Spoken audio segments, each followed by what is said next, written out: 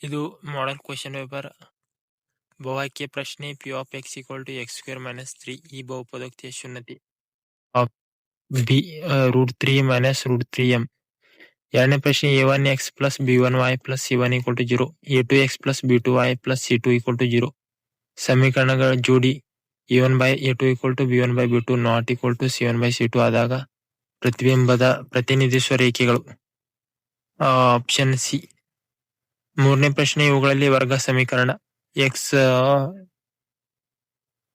Of X plus 1 equal to 0. ನಾಲ್ಕನೇ ಪ್ರಶ್ನೆ P ಮತ್ತು ಕ್ಯೂಗಳು ಅವಿಭಾಜ್ಯಗಳಾದರೆ ಪಿ ಸ್ಕ್ವೇರ್ ಮತ್ತು ಕ್ಯೂ ಸ್ಕ್ವೇರ್ ನ ಮಸಾವು. Option B 1.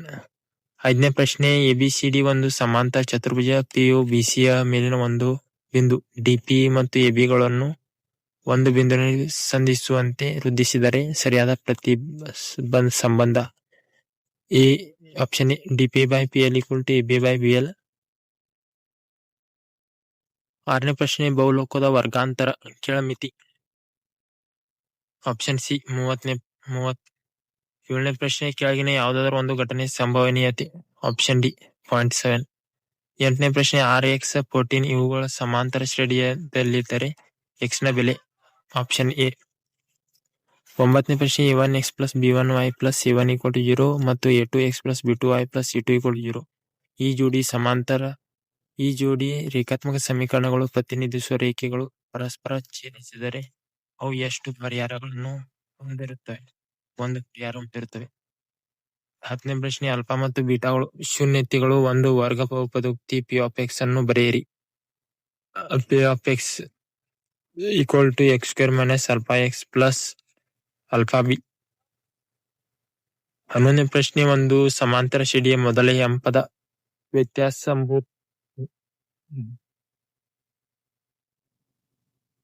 3 ಆದಾಗ ಶ್ರೇಣಿಯ 10ನೇ ಪದ ಕಂಡುಹಿಡಿಯಿರಿ. n equal to a plus n minus 1, a10 equal to m plus n minus 1 into 3, a10 equal to m plus 27. 12ನೇ ಪ್ರಶ್ನೆ ಮೂಲ ಬಿಂದುವಿನಿಂದ -3, 4 ಬಿಂದುವಿಗೆ ಇರುವ ದೂರವನ್ನು ಕಂಡುಹಿಡಿಯಿರಿ. ಉತ್ತರ ಮೂಲ ಬಿಂದು ಮತ್ತು -3, 4 ಇರುವ ದೂರ D equal to X square plus Y square. 13ನೇ ಪ್ರಶ್ನೆ tan a dot cot a minus cos a dot sec a ಬೆಲೆ ಎಷ್ಟು? 14ನೇ ಪ್ರಶ್ನೆ ಅಂಚಿನ ಉದ್ದ 6 ಸೆಂಟಿಮೀಟರ್ ಘನದ ಘನಫಲ ಕಂಡುಹಿಡಿಯಿರಿ. 15ನೇ ಪ್ರಶ್ನೆ 6 ಮೀಟರ್ ಎತ್ತರದ ನೇರವಾದ ಕಂಬದ ಮೇಲೆ 4 ಮೀಟರ್ ಉದ್ದದ ನೆರಳನ್ನು ಉಂಟು ಮಾಡಿದೆ. ಅದೇ ಸಮಯದಲ್ಲಿ ಒಂದು ಕಟ್ಟಡ 28 ಮೀಟರ್ ಉದ್ದದ ನೆರಳನ್ನು ಉಂಟು ಮಾಡಿದರೆ ಆ ಕಟ್ಟಡದ ಎತ್ತರವನ್ನು ಕಂಡುಹಿಡಿಯಿರಿ. 16ನೇ ಪ್ರಶ್ನೆ 7 ಸೆಂಟಿಮೀಟರ್ ತ್ರಿಜ್ಯವನ್ನು ಹೊಂದಿರುವ ಗೋಳದ ಮೇಲ್ಮೈ ವಿಸ್ತೀರ್ಣವನ್ನು ಕಂಡುಹಿಡಿಯಿರಿ. ಗೋಳದ ಮೇಲ್ಮೈ ವಿಸ್ತೀರ್ಣ ಈಕ್ವಲ್ ಟು 4πr². 3ನೇ ಪ್ರಶ್ನೆಯಲ್ಲಿ 17ನೇ ಪ್ರಶ್ನೆ 2 ಅಂಕಿಯ ಎಷ್ಟು ಸಂಖ್ಯೆಗಳು 3ರಿಂದ ಭಾಗವಾಗುತ್ತವೆ 1 ಎಂದು ಕಂಡುಹಿಡಿಯಿರಿ ಮತ್ತು 11, 15, 19, 23 ಈ ಸಮಾಂತರ ಶ್ರೇಣಿಯ ಮೊದಲ 20 ಪದಗಳ ಮೊತ್ತವನ್ನು ಕಂಡುಹಿಡಿಯಿರಿ. 28ನೇ ಪ್ರಶ್ನೆ kx² ಪ್ಲಸ್ 6x ಪ್ಲಸ್ 1 ಸಮೀಕರಣದ ಮೂಲ ಸಮಾನವಾಗಿರುತ್ತದೆ ಮತ್ತು ಮೂಲಗಳನ್ನು ಕಂಡುಹಿಡಿಯಬೇಕು. 19ನೇ ಪ್ರಶ್ನೆ 5 ಮೈನಸ್ √2 ಒಂದು ಅಭಾಗಲಬ್ಧ ಸಂಖ್ಯೆ ಎಂದು ಸಾಧಿಸಿ. 20ನೇ ಪ್ರಶ್ನೆ ರೇಖಾತ್ಮಕ ಸಮೀಕರಣ ಜೋಡಣೆಯನ್ನು ಬಿಡಿಸಿ. 3x minus y equal to 15, 2x minus y equal to 5. 21ನೇ ಪ್ರಶ್ನೆ a 4, 6, b xy ಬಿಂದುಗಳನ್ನು ಸೇರಿಸುವ ರೇಖಾಖಂಡದ ಮಧ್ಯ ಬಿಂದುವಿನಿಂದ ನಿರ್ದೇಶಾಂಕಗಳು 6, 5 ಆದರೆ ಬಿ ಬಿಂದುವಿನ ನಿರ್ದೇಶಾಂಕಗಳನ್ನು ಕಂಡುಹಿಡಿಯಿರಿ ಅಂತಿದೆ. 22ನೇ ಪ್ರಶ್ನೆ ಎರಡು ಸಂಖ್ಯೆಗಳ ಗುಣಲಬ್ಧ 13 ಆದರೆ ಲಸ ಕಂಡುಹಿಡಿಯಿರಿ 93 ಏನಾಗುತ್ತದೆ ಅಂತ. 23ನೇ ಪ್ರಶ್ನೆ ಕಾಸ್ ಆಲ್ಫಾದ ಬೆಲೆ ಕಂಡುಹಿಡಿಯಿರಿ. 24ನೇ ಪ್ರಶ್ನೆ APB ಯನ್ನು ಕಂಡುಹಿಡಿಯಿರಿ ಅಂತ ಅಂದಾರ. APB ಬೆಲೆಯನ್ನು ನೀವು ಕಂಡುಹಿಡಿಯಬೇಕು. 25ನೇ ಪ್ರಶ್ನೆ ಆಲ್ಫಾ ಮತ್ತು ಬೀಟಾಗಳು P of X equal to X square plus 3x plus 2 ಈ ಬಹುಪದೋಕ್ತಿಯ ಎರಡು ಶೂನ್ಯತೆಗಳಾದರೆ A cube beta plus A beta cube ಬೆಲೆ ಕಂಡುಹಿಡಿಯಿರಿ. 26ನೇ ಪ್ರಶ್ನೆ ಡಿ ಎರಡು ರೇಖಾಖಂಡಗಳು ಓ ಬಿಂದುವಿನಲ್ಲಿ ಛೇದಿಸುತ್ತಾ ಎಸಿ ಸಮಾಂತರ ಡಿಬಿ ಆಗುವಂತೆ ಎಸಿ ಮತ್ತು ಡಿಬಿಗಳನ್ನು ಸೇರಿಸಿದೆ ಎಂದು ಸಾಧಿಸಿ. 27ನೇ ಪ್ರಶ್ನೆ ವೃತ್ತದ ಪ್ರಮೇಯವನ್ನು ಕೇಳಿರ್ತಾರೆ, ಆ ಪ್ರಮೇಯವನ್ನು ಬರಿಬೇಕು. 28ನೇ ಪ್ರಶ್ನೆ ಒಂದು tan square A plus quartz square 7 ಎಂದು ಸಾಧಿಸಬೇಕು. 29ನೇ ಪ್ರಶ್ನೆ 2 - 2 - 7 4 ಬಿಂದುಗಳನ್ನು ಸೇರಿಸುವ ರೇಖಾಖಂಡದ ತ್ರೈಭಾಜಕ ಬಿಂದುಗಳನ್ನು ನಿರ್ದೇಶಾಂಕಗಳು ಕಂಡುಹಿಡಿಯಿರಿ. ಸರಳ ರೇಖೆಯಲ್ಲಿ ದೂರ ಸೂತ್ರ ಉಪಯೋಗಿಸಿ ಸಾಧಿಸಬೇಕು.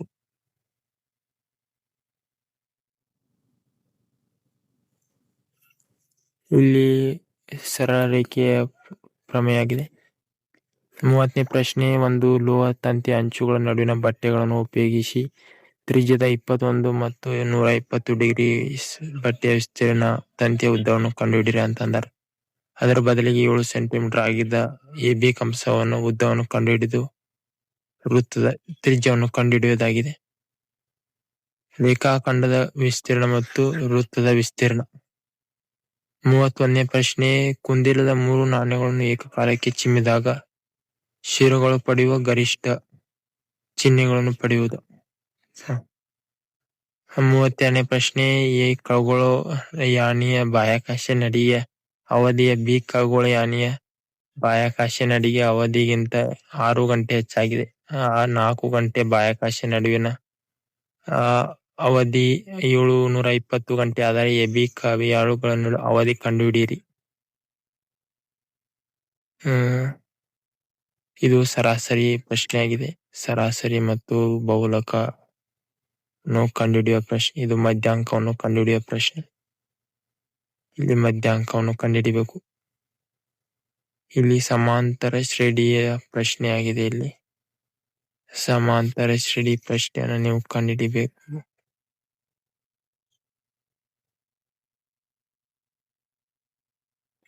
ಆ 35ನೇ ಪ್ರಶ್ನೆ ತ್ರಿಭುಜದ ಎರಡು ಬಾಹುಗಳನ್ನು ಎರಡು ವಿಭಿನ್ನ ಬಿಂದುಗಳಲ್ಲಿ ಛೇದಿಸುವಂತೆ ಒಂದು ಬಾವಿನ ಉಳಿದೆರಡು ಬಾಹು ಸಮಾನುಪಾತವೆಂದು ವಿಭಾಗಿಸಿ.